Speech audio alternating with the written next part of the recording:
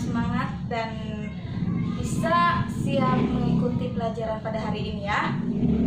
Baik, hari ini merupakan mata pelajaran fikih. Sebelum kita memulai pembelajaran, alangkah lebih baiknya kita memulai dengan membaca doa. Ketua kelas harap dipimpin membaca doa. Teman-teman semua, sebelum kita memulai pembelajaran, marilah kita membaca doa bersama-sama. Baca doa dimulai.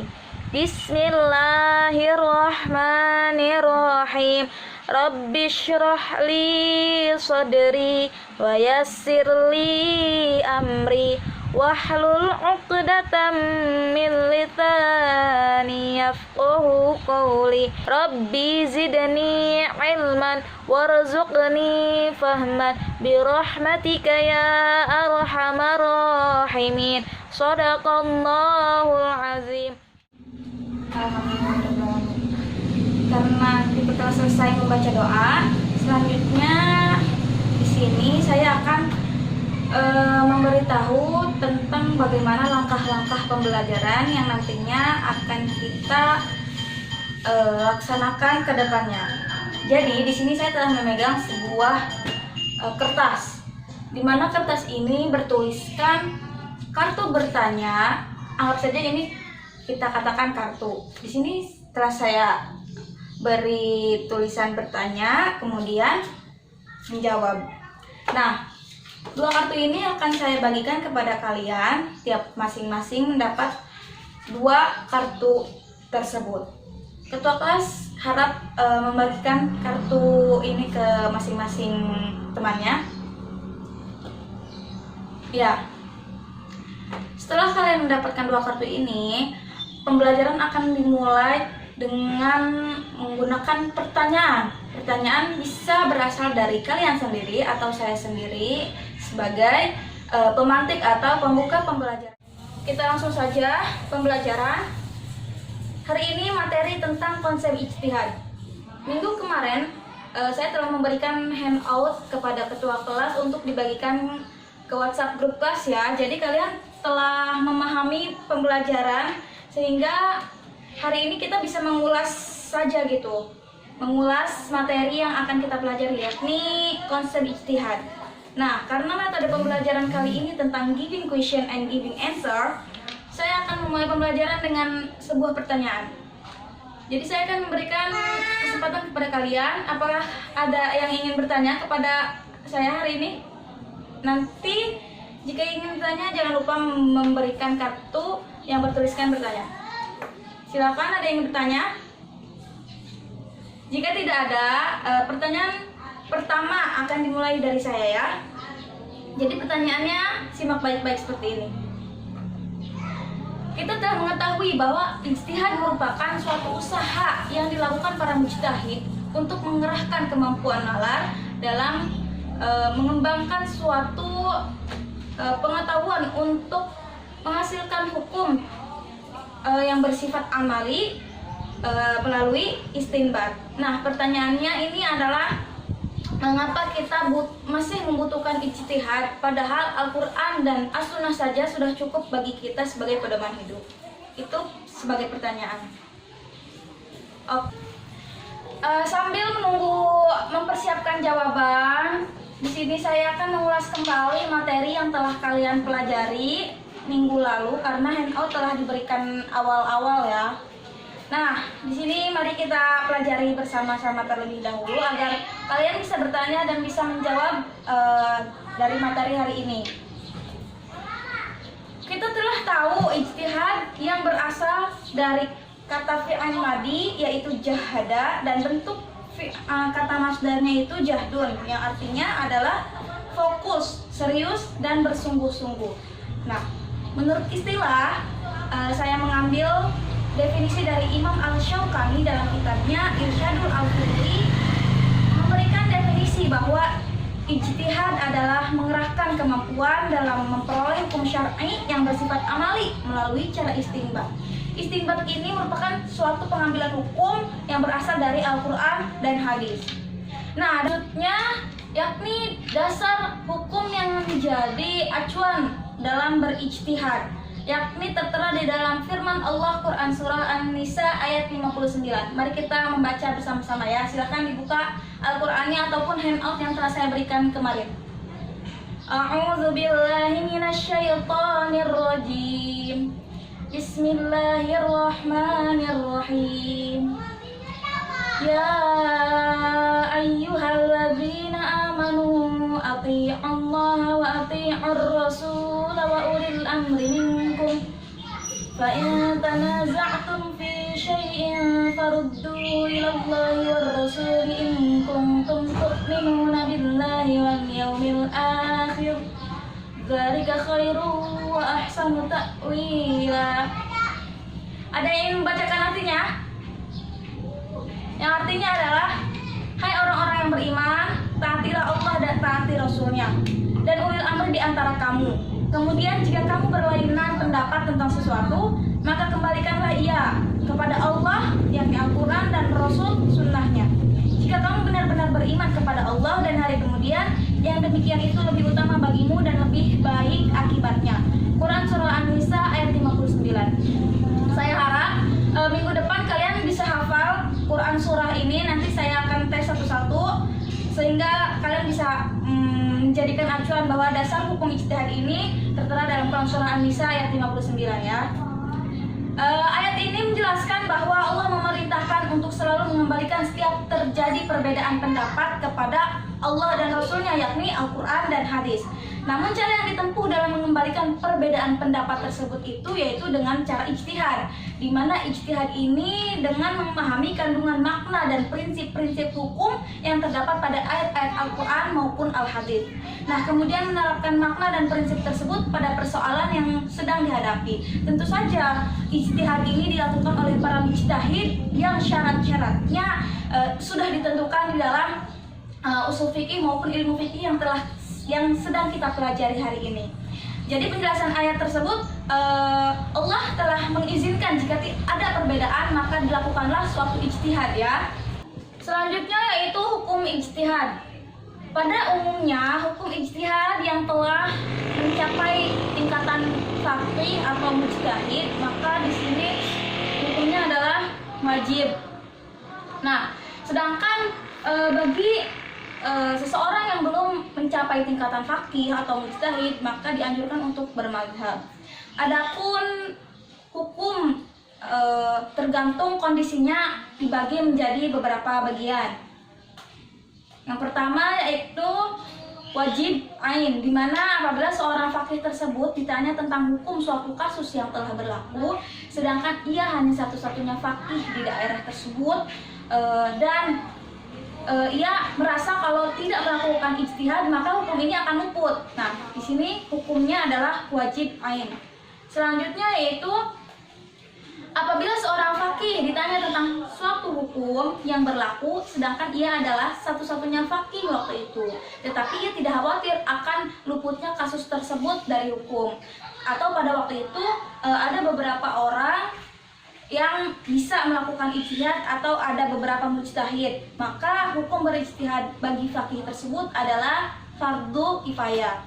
Nah, selanjutnya apabila keadaan yang ditanyakan kepada faqih tersebut belum terjadi secara praktis, tetapi umat menghendaki takut-takut kedepannya akan terjadi timbul permasalahan hukum ini. Untuk mengantisipasi timbulnya kasus tersebut, maka ijtihad yang dilakukan oleh faqih tersebut yakni sunnah.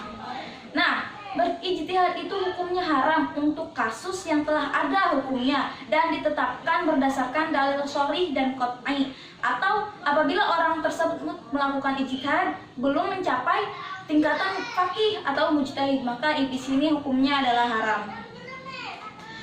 Selanjutnya yaitu dalam menghadapi suatu kasus yang sudah terjadi dalam kenyataan atau belum terjadi dan kasus tersebut belum diatur secara jelas dalam nas Al-Quran dan Sunnah, sedangkan kualifikasi sebagai mujtahid ada beberapa orang. Dalam hal ini hukum berijtihad bagi seorang faqih adalah mubah atau boleh. Itulah beberapa hukum yang disesuaikan dengan kondisi para mujtahid. Nah, baik, setelah kita mengetahui hukum untuk berijtihad itu dalam kondisi seperti apa, Selanjutnya kita membahas tentang perkembangan ijtihad. Perkembangan ijtihad di masa sahabat dan masa tabi'in.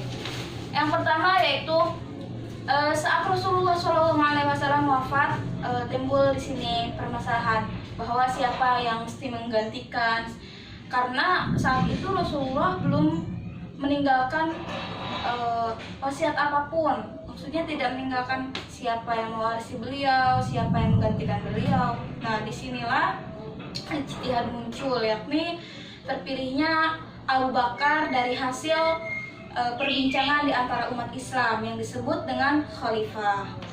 Kemudian selanjutnya yaitu pada waktu Nabi Muhammad SAW masih hidup, bahkan sampai wafatnya beliau, Al-Quran masih belum terkumpul.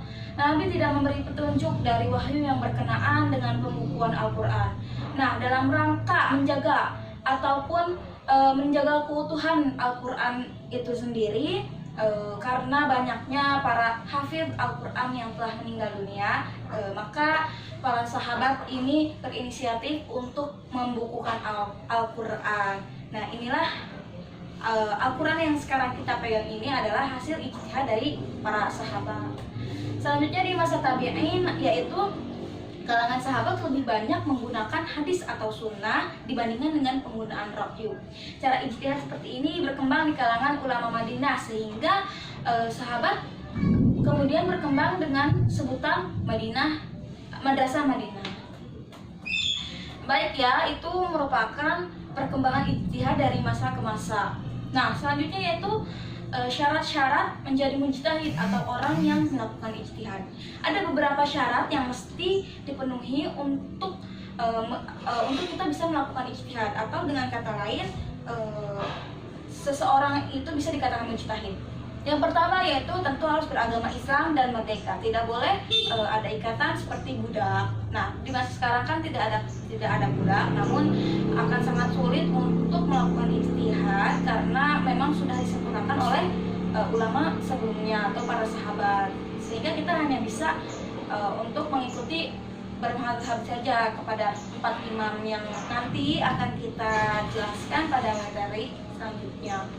Yang kedua yaitu bahwa dia telah balik dan berakal serta mempunyai intelijensi yang tinggi. Artinya ia sangat pintar, benar-benar tingkat kepintarannya telah mencapai faqih ataupun sangat tinggi, sehingga apapun ia paham tentang agama.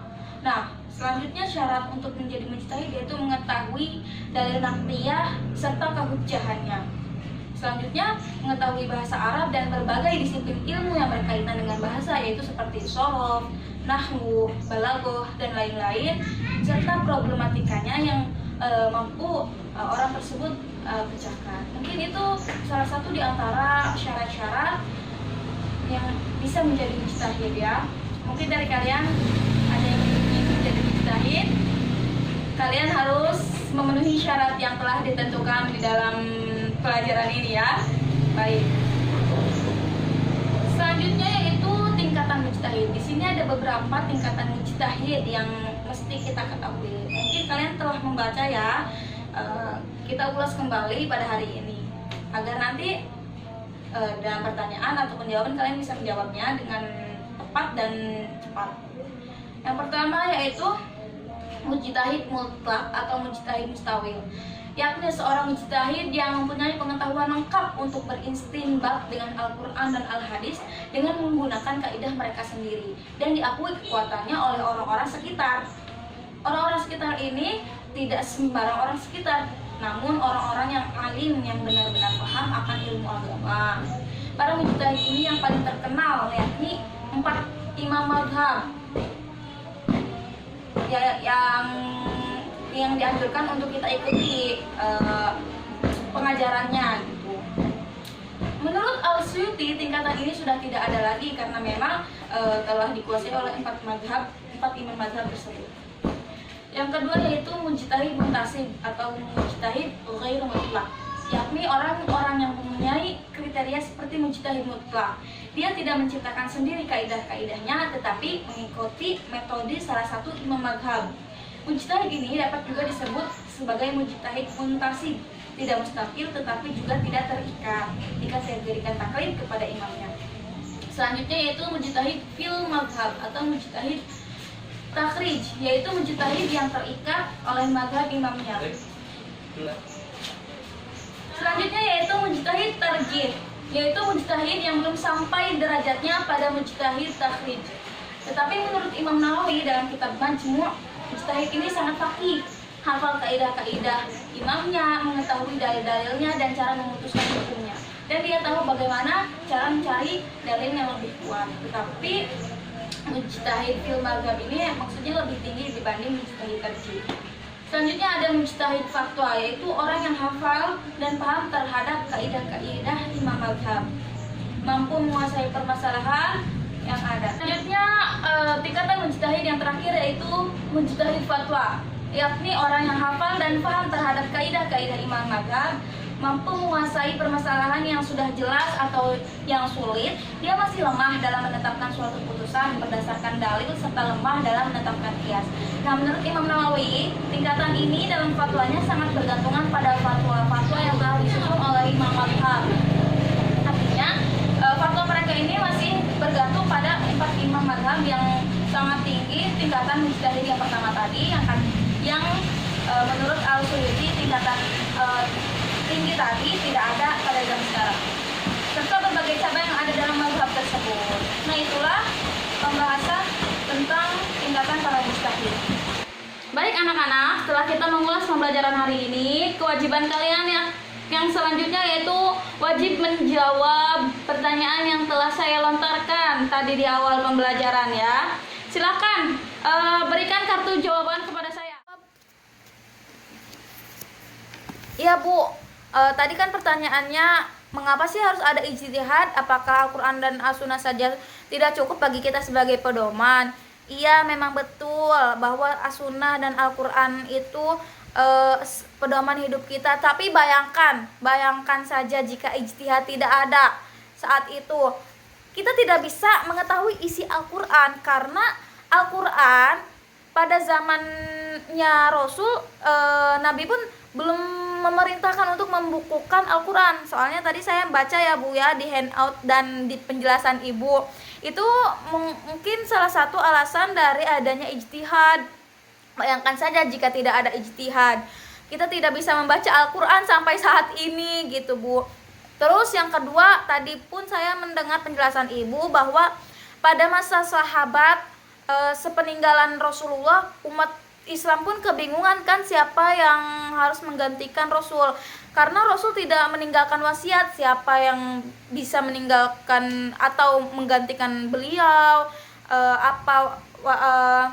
pokoknya seperti itu Bu ya. Jadi umat Islam membicarakan hal ini sehingga terpilihlah Abu Bakar yang menjadi khalifah sampai saat ini, sampai generasinya mengenalkan Islam kepada kita, sehingga kita pun faham ataupun memahami bahwa khalifah itu sangat penting dalam tatanan politik dalam Islam. Terima kasih. Cukupkan saja ya jawaban untuk pertanyaan dari pertanyaan yang tadi saya berikan di awal pembelajaran. Di sini saya akan menyimpulkan bahwa Allah Subhanahu wa taala telah menciptakan akal pikiran untuk memerintahkan manusia agar berpikir dan memecahkan suatu masalah. Di sini terdapat Quran surah Az-Zumar ayat 24 yang berbunyi Inna fi dzalika liayatil liqaumin yatafakkarun,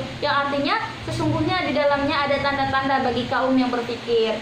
Di sini Allah sangat memberikan keluasan bagi kita sebagai umat manusia agar berpikir untuk bersama-sama memecahkan suatu masalah.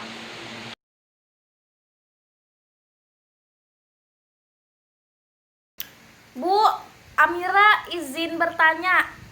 Ya, silahkan. Ini Bu kartunya. Iya Bu, jadi begini pertanyaannya. Tadi kan telah disebutkan syarat dari mujtahid itu adalah salah satunya harus baligh dan berintelijensi tinggi. Nah, bagaimana Bu jika ada seseorang yang ingin menjadi mujtahid tapi dia itu belum balik, tapi intelijensinya sangat tinggi. Apakah diperbolehkan untuk melakukan ijtihad, Bu? Terima kasih, Ibu. Ibu, saya izin menjawab. Ya, silahkan. Ini kartunya, terima kasih, Ibu. Ya, jadi Almira, kalau menurut saya, meskipun dia berintelijensi tinggi, karena syaratnya salah satunya itu balik, ya tidak bisa. Meskipun memang dia sangat pintar, hafal Al-Quran, hafal hadis, tapi syarat untuk melakukan ijtihad itu balik. Nah, karena balik itu berumur minimal 15 tahun kalau tidak salah ya. Jika seseorang sudah balik, maka ia telah bisa membedakan mana yang benar dan mana yang salah, mana yang harus dilakukan dan mana yang harus tidak dilakukan. Jadi ijtihad itu bukan main-main loh, Amira. Ijtihad itu harus teliti, harus serius, harus fokus. Di mana tadi kita mengetahui bahwa arti dari ijtihad menurut bahasa itu fokus, serius, bersungguh-sungguh. Nah, apabila kalau misalnya dilaksanakan atau dilakukan ijtihad oleh anak kecil, ditakutkan atau dikhawatirkan ia belum bisa membedakan mana yang harus dilakukan dan mana yang harus tidak dilakukan. Seperti itu, Amira. Jadi jawabannya mungkin tidak boleh ya. Terima kasih, Ibu. Anissa izin bertanya. Ya, silahkan. Iya, ini kartunya, Ibu. Jadi, Bu, pertanyaannya seperti ini. Dalam hal-hal apa saja sih ijtihad itu bisa dilakukan? Misalnya, apakah boleh melakukan ijtihad dalam ketentuan nas Al-Quran tentang sholat? Begitu, Bu, pertanyaannya. Terima kasih. Bu, saya izin menjawab tadi pertanyaan tentang pada hal apa saja bisa dilakukan ijtihad. Oh iya, Bu, lupa. Gini. Terima kasih, Bu. Kalau menurut saya, Ibu, dari handout yang telah Ibu jelaskan dan handout yang telah saya baca minggu kemarin, ijtihad itu bisa dilakukan kecuali dalam hal-hal yang telah jelas ketentuan di dalam Al-Quran yang sangat pasti ketentuannya, seperti ketentuan sholat. Hal ini tidak bisa dilakukan ijtihad. Misalnya dirubah, kalau misalnya sholat duhur diganti menjadi 2 rakaat, itu tidak bisa tadi ya, seperti Ibu yang jelaskan. Yang kedua, bisa melakukan ijtihad. Mengapa wukuf harus dilaksanakan di Arafah? Itu mah sudah ketentuan dari Rasulullah SAW. Dan tidak bisa melakukan ijtihad mengapa melaksanakan puasa di Ramadan. Ya itu mah memang sudah ditentukan. Jadi ini tidak boleh melaksanakan ijtihad dalam hal-hal seperti ini, Bu. Sekian, terima kasih. Ibu, saya izin menjawab juga dari pertanyaan ini kartunya. Terima kasih, Ibu. Dari pertanyaan pada hal apa saja ijtihad bisa dilakukan. Tadi kan telah disebutkan ya oleh saudara Afika. Tapi saya ingin menambahkan saja sih, Bu, bahwa ijtihad bisa dilakukan kecuali dalam hal menyangkut akidah dan tauhid. Iya, menyangkut tauhid dan iman. Karena ini tidak bisa dilakukan ijtihad ya. Soalnya mengapa? Karena kepercayaan kita kepada Allah jelas mutlak bahwa kita tidak boleh melaksanakan apa yang dilarang Allah dan mesti melaksanakan apa yang diperintahkan Allah. Itu kan termasuk ke dalam tauhid kita sebagai umat Islam ya, Ibu. Mungkin hanya itu, Bu, yang saya bisa jawab. Terima kasih. Ibu, saya izin bertanya. Ya, silahkan. Kartunya. Terima kasih, Ibu. Dalam handout yang saya baca di situ dijelaskan bahwa syarat menjadi mujtahid itu harus adil. Bu, yang dimaksud adil di sini itu apa sih, Bu? Terima kasih, Ibu. Ibu, saya izin menjawab. Ya, silahkan. Kartunya. Nah, kalau menurut saya, adil yang dimaksud dari syarat untuk melaksanakan ijtihad atau menjadi mujtahid itu adalah dia tidak pernah berdusta. Dia sangat mengetahui apa yang seharusnya ia lakukan dan yang tidak. Dia tidak pernah bermaksiat. Dia tidak pernah bermaksiat. Dia tidak melakukan dosa-dosa besar maupun dosa kecil. Kemudian dia sangat alim, mengetahui ilmu agama sehingga ia sangat takut melakukan kejelekan atau kemaksiatan sekecil apapun. Jadi itu yang dimaksud adil menurut saya. Kemudian adil sudah barang tentu dong, adil dalam hal memberi ataupun dalam hal melaksanakan sesuatu. Intinya adil itu dia sangat pintar memanage sesuatu dengan seimbang, seperti itu ya. Terima kasih Ibu.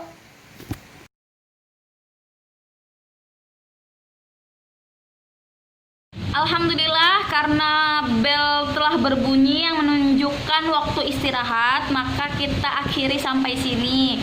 Terima kasih kepada semua yang telah memperhatikan pembelajaran hari ini, sehingga langkah-langkah pembelajaran sangat bisa dilaksanakan dengan lancar dan baik. Terima kasih juga kepada para peserta didik yang telah menjawab dan bertanya.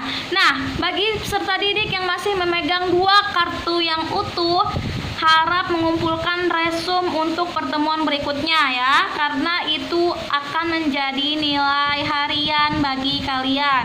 Dan bagi yang telah menjawab serta bertanya, terima kasih. Kalian tidak usah menulis resume, hanya saja kalian nanti akan mengisi soal yang Ibu berikan berupa esai dan pilihan ganda. Mungkin sebelumnya saya ingin meminta absen kepada ketua kelas, tolong catat ya siapa yang hadir beserta keterangannya.